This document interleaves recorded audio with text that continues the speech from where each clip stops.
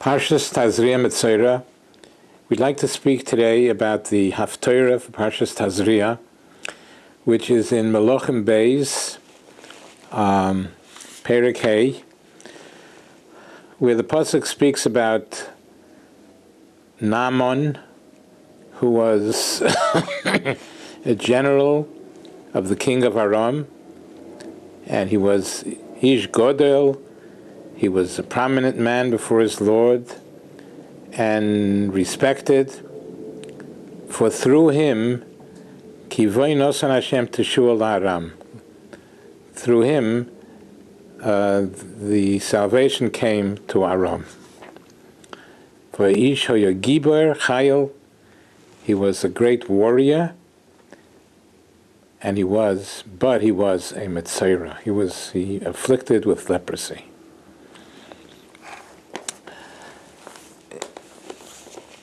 The one who was afflicted, Rahman al-Islam, with leprosy, his life is no life. The Gemara says in the Dorim that Metzora echad me'arba shechashuvim k'mesim.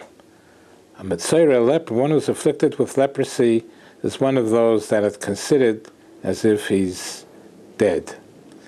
He goes through tremendous yisurim, tremendous afflictions, and he had to get cured from this terrible disease that he had. He found out that there's a Navi, the Navi Elisha can help him.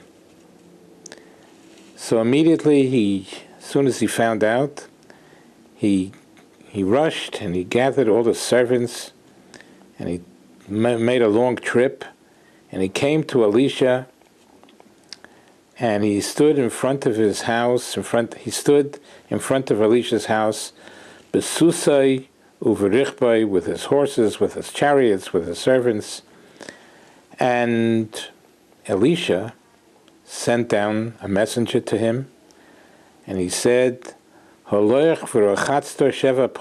other words, Elisha knew what he was coming for, and he said, your cure will be your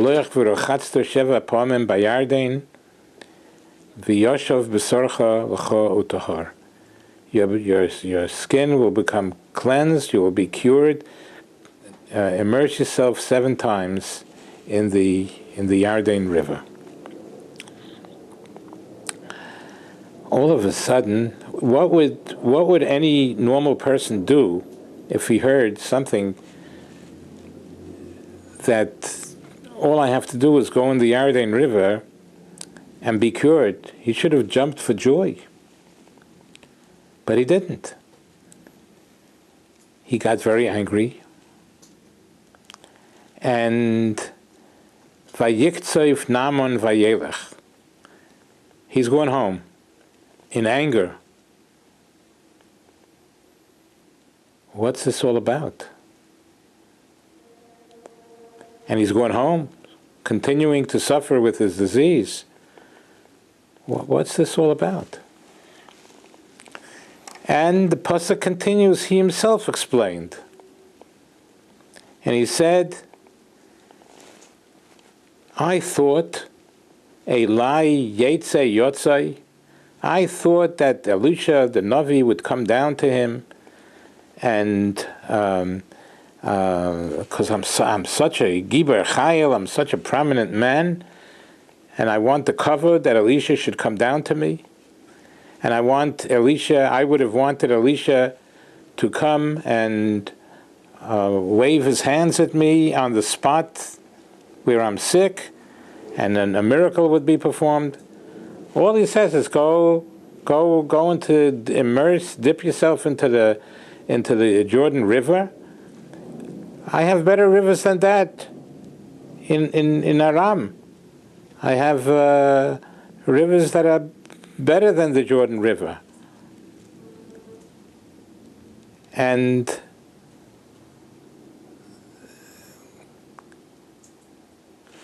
apparently what he is saying here, I want kavod. I want glory. I want to be honored by Elisha. I want Elisha to come down to me, number one. Let him come down. He should come to me. Come down, not send a messenger down. What am I? I'm a prominent person. He should come down to me. And he should perform miracles, put his hand over me, and he wants kavod. But the question is, so because he doesn't get the kavod, he wants to go back into suffering? Does it make any sense?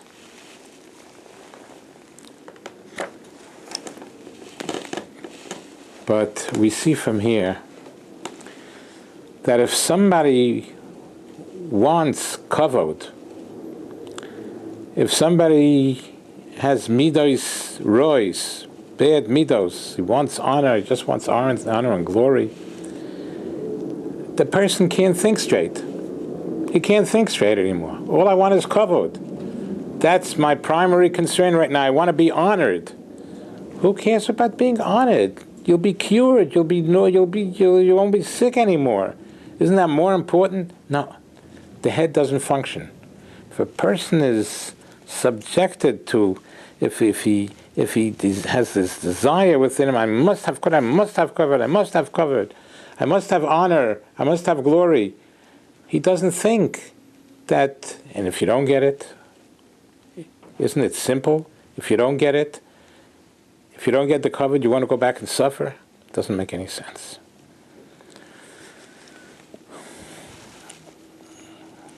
We see from here,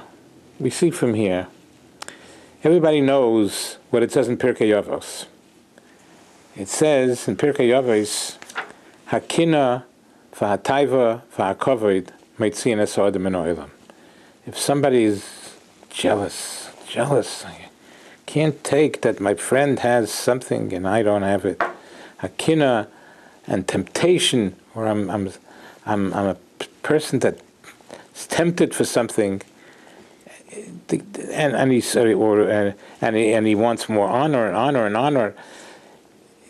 This person doesn't function normally. You see what Naaman did. He'd rather go home and be sick for the rest of his life when he has the 1 in a million chance here to listen to the prophet, to listen to the holy prophet Elisha. That's what it says in Pirkei Avos. Hakina v'hataiva v'hakavod meitziin es ha'adam min ha'olam. They take a person out of this world, which means it's a terrible sin. It's a terrible sin to be a person that seeks kavod, that's a tamtaivus and kavod. It's a terrible sin. Until now we thought it's only a terrible sin in the future world, and spiritually.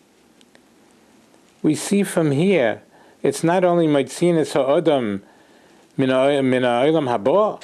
It's not only that a person that's subject to these temptations and midos rois has a problem, he has a sin regarding olam haba, but even olam hazeh, he can't think straight. He can't think straight, and that's the message of this shmuz, that we have to straighten out our midos. We have to not let ourselves be tempted.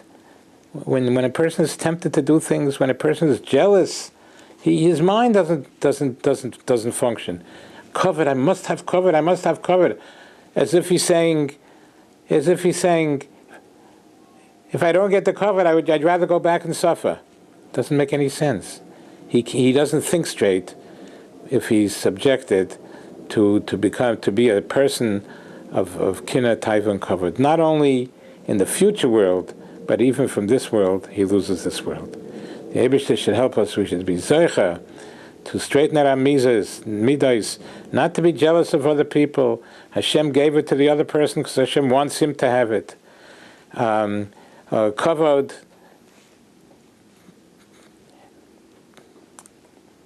A person should be able to straighten out his midos, shouldn't be about covered, and shouldn't be about taiva, and shouldn't be a person with jealousy, because he won't have a normal life if he does that. Besides the avera of Metzion Sodom Min Ha'olam, we should be zeicha to straighten out our midos, and be zeicha to straighten out our midos, and in that schus will be zeicha to aromas karen atayra, will be as girl tzedek b'mher b'yameinu. Amen.